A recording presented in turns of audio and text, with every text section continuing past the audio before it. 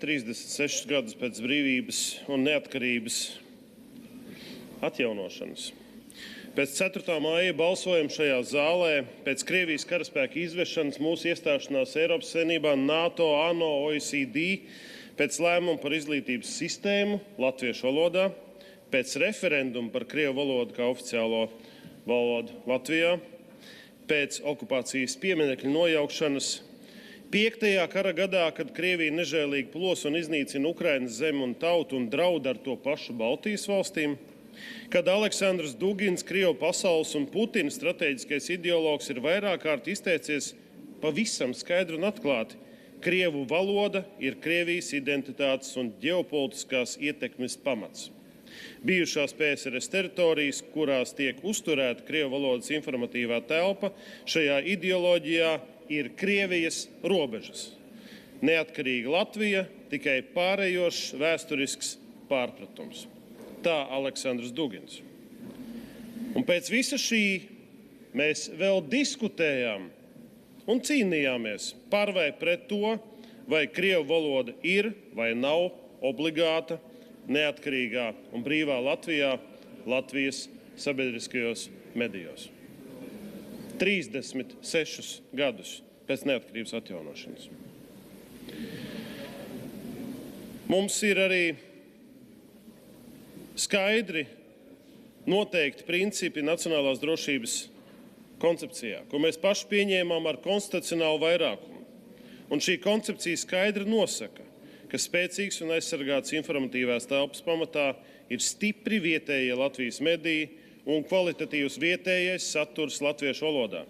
Valsts informatīvās telpas aizsardzības un attīstības politika fundamentāli balstāma uz latviešu valodas un satversmes vērtību bāzes.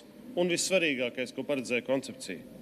Tā noteica, ka no 2026. gada, tad šī gada 1. janvāra sabiedrisko mediju veidotajam saturam ir jābūt latviešu valodā un Eiropas kultūra telpai piederīgajās valodās.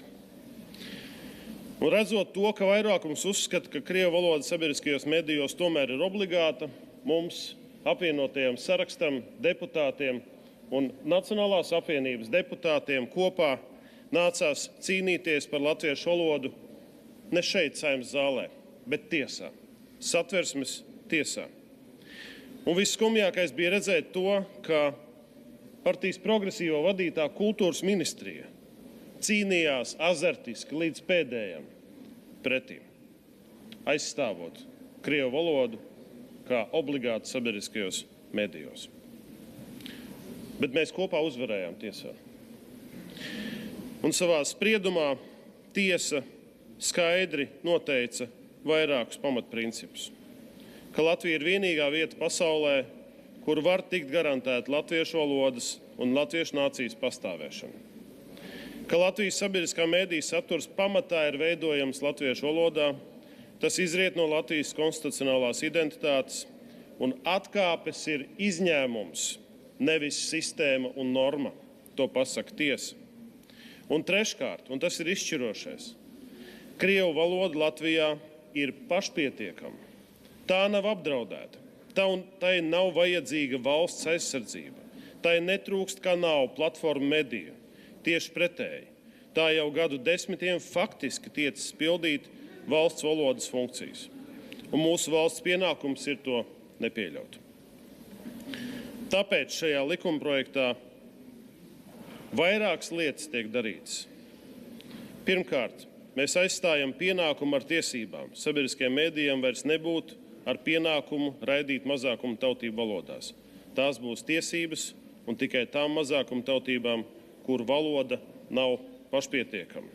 Otrais, attiecībā pašpietiekamām valodām būsim atklāti runājam par krievu valodu, saturs ir pieļaujams tikai izņēmuma gadījumos. Un treškārt mēs novēršam to, ka ir iespēja veidot veselu programmu svešvalodā. Cienījamie kolēģi, krievu valoda mūsu sabiedriskajos medijos turpmāk drīkst skanēt tikai kā vairogs pret Krieviju, nevis kā tilts uz to. Un tāpēc apvienotais saraksts kopā ar Nacionālo apvienību. Un paldies arī jaunai vienotībai par atbalstu šim likumprojektam, aicinam atbalstīt.